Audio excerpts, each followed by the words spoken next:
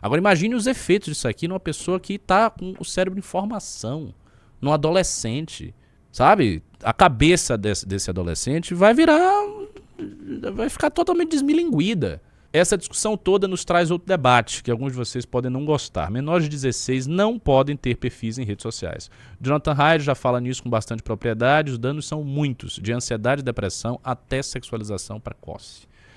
Então, eu estou absolutamente comprado nessa pauta. Eu acho que essa pauta tem que ser plano de governo do Partido Missão. Sério mesmo. Eu acho que tem que estar no plano de governo. Eu quero colocar no livro amarelo definitivo um pequeno capítulo, um pequeno, digamos assim, adendo, né, uma ramificação ali, talvez na parte de cultura ou de educação, sobre isso. Que criança e adolescente não tem que ter perfil em rede social, tem que ser proibido. Que escola não tem que ter celular, agora já está pintando isso, as escolas tirarem o celular dos alunos, enquanto o aluno está ali dentro. Isto aqui, minha gente, isso aqui precisa ser desligado às vezes. E eu vou dar um depoimento pessoal, falar um pouco de mim. Eu sou um cara de quase 40 anos, tenho 37 anos de idade, e eu não fui criado numa época que o celular já existia. A minha infância foi sem celular. Eu vinha ter celular mais velho, né? E eu vou dizer uma coisa, a minha concentração nesses últimos anos que eu vinha usando demais o celular, e eu comecei a usar muito o celular por conta do MBL. Antes de eu entrar no MBL, antes de 2015, eu quase não usava o celular. Era muito pouco. E aí eu comecei a usar com muita intensidade, porque tinha que organizar as manifestações. Foi exatamente isso. Eu tinha que organizar as manifestações de 2015. Tudo que a gente conversava era no WhatsApp, era celular. Então você tinha que ficar muito atento ali, você tinha que ficar horas e horas e horas atento àquele negócio. E isso criou um hábito que se arrasta aí pelo menos há uns 10 anos. E eu tenho percebido mais recentemente os efeitos danosos disso na minha concentração. Olha que a minha mente ela é muito forte, ela é muito culta, ela é bem concentrada, sou uma pessoa bem inteligente de fato. E, no entanto, a minha mente às vezes se desconcentra por conta disso aqui. Algumas leituras que eu tinha que fazer, eu vi isso em leitura. Algumas leituras que eu tinha que fazer, eu tenho o hábito de ler. Eu comecei a ter alguma dificuldade de me concentrar por causa disso aqui. Você tá entendendo? E eu sou um cara já... né, eu sou um homem feito já tenho, como eu falei, quase 40 anos. Agora imagine os efeitos disso aqui numa pessoa que está com o cérebro em formação, num adolescente, sabe? A cabeça desse adolescente vai ficar totalmente desmilinguida se o cara ficar com o celular ou a mina ficar com o celular o tempo todo. Atrapalha muito, prejudica muito, especialmente concentração. Aí você está dizendo, isso é reflexo do mau uso, professor, ou do celular, eu vivo no celular, eu também perdi muita concentração. Mas vocês têm que entender o seguinte, este artefato e as redes sociais que são feitas para que vocês fiquem grudados no celular, são feitos com um nível de know-how psicológico que vocês não têm a ideia do quão é bem feita uma rede social. Esses gatilhos que as redes sociais têm para deixar a gente preso nela, sabe? Isso aí é pensado por um board, por um grupo de psicólogos clínicos, de neurocientistas, de biólogos, de caras do mais alto patamar em termos de publicidade, de grandes marqueteiros, etc. Essa gente que é paga a peso de ouro para criar as interfaces de uma rede social e, portanto, conseguir te prender mais, porque, bom, quanto mais a sua atenção está retida na rede social, naturalmente você usa mais a rede social, naturalmente isso gera mais lucro para a empresa que é dona da rede social. A lógica é essa. Bom, se você tiver uma rede social e ninguém utilizar, ou se as pessoas que utilizam essa rede social utilizarem pouco a rede social, se ao invés de ficar 3 horas no Instagram, você ficar 10 minutos, isso não é bom para a empresa que está lucrando com isso, que no caso do Instagram é a Meta, do Zuckerberg.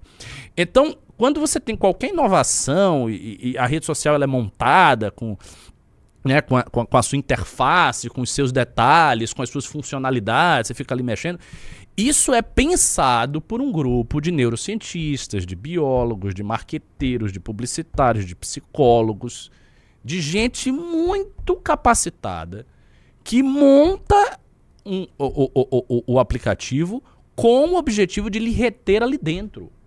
Então entenda o seguinte, você está disputando a sua atenção contra um board de cientistas que querem te prender nisso aqui. Por isso que as pessoas ficam presas.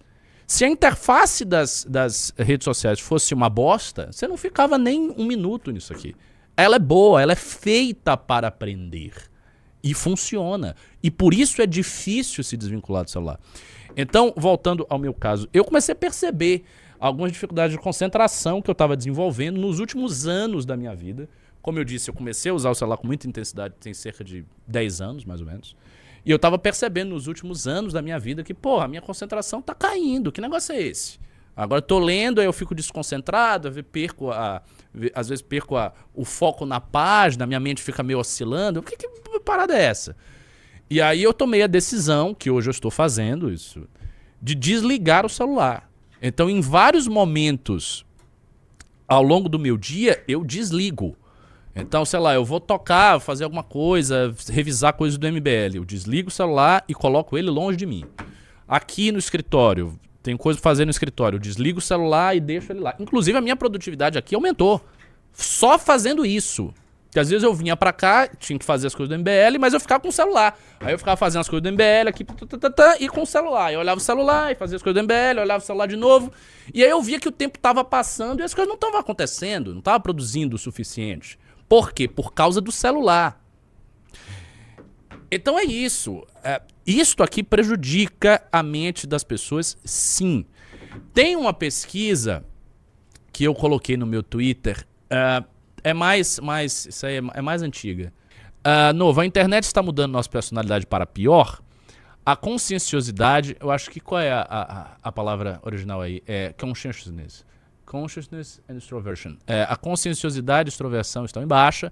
O neuroticismo, a neurose está em alta, com os jovens adultos liderando o movimento. Isso é uma mudança realmente importante. Há muita coisa acontecendo aqui, então vamos aos detalhes. Olhem só estes gráficos. Não, por favor, eu peço atenção e sensibilidade a estes gráficos. O que está mostrando isso aí?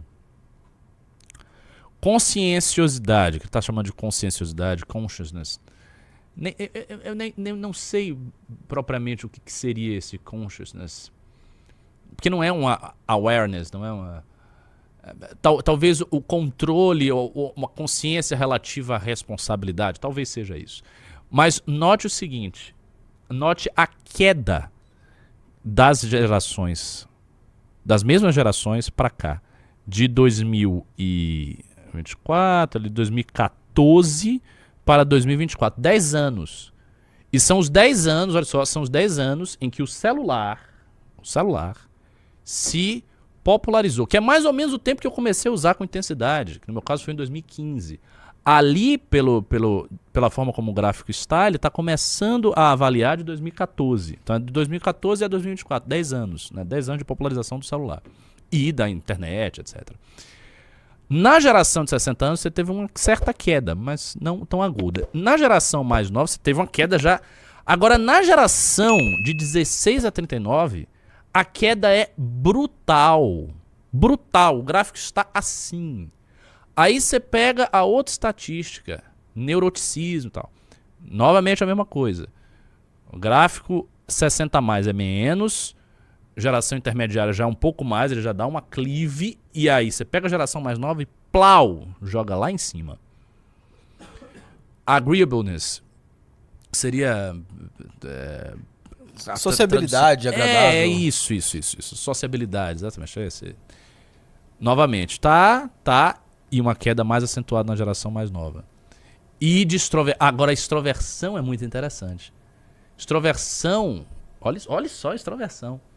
Extroversão, todas as gerações, dos mais velhos aos mais novos, caíram.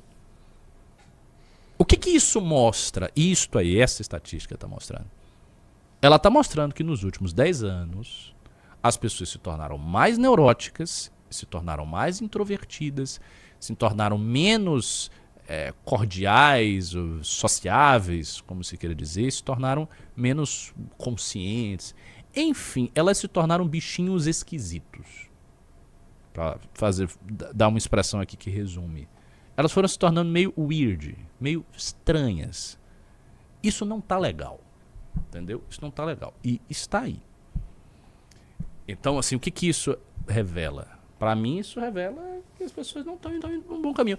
E não precisava ter essa estatística, porque a gente percebe isso intuitivamente, Guilherme. Nós percebemos isso intuitivamente. Todo mundo percebe isso intuitivamente. Todo mundo sabe hoje que o jovem ele é muito mais introvertido do que era 20 anos atrás. Várias e várias vezes a gente comentou isso em lives. Outro dia eu fiz uma live com o Bahia, com o Pirajá, e ele estava falando sobre isso. Né, da vida que o Arthur levou, da vida que o Renan levou. Veja, eu sempre fui um cara precoce para leituras, coisas da inteligência. Sempre fui. Desde bem jovem que eu tô nisso. Então, eu não era uma pessoa muito sociável em comparação com as pessoas da minha faixa etária, da minha geração. Então, meus colegas, em geral, eram mais sociáveis do que eu. Eu ficava mais nas minhas leituras, como sempre fiz. Mas olha só, em comparação com a geração atual, eu sou extremamente sociável. Então eu vejo os caras de hoje de 20 anos, 17, 18, 22, e eu que sou um cara da leitura, eu me acho mais sociável do que esses caras. E eles não estão fazendo nada de especial. Não, os caras estão no celular. Eles estão, sabe, assustados com o mundo, não conseguem se mover direito, não conseguem chegar e falar com as pessoas. É toda uma dificuldade. Aí tem um negócio que vocês não gostam, que toque. Que às vezes eu toco e a galera fica... que é o tal do videogame. Meu videogame! Depende. Depende do quanto você gasta o seu tempo no videogame, cara. Você passar 4, 5 horas por dia, todo dia jogando, a sua vida é uma merda. Porque o que você tá fazendo? Uma coisa é uma eventualidade e tal. Ou você maratonar um jogo que chegou e depois você para e continua. Mas tem uma galera que não, que vive só fazendo isso. E que se você chega pro cara, bora sair, não, vamos fazer tal coisa, não, vamos ali, não, o cara não faz nada.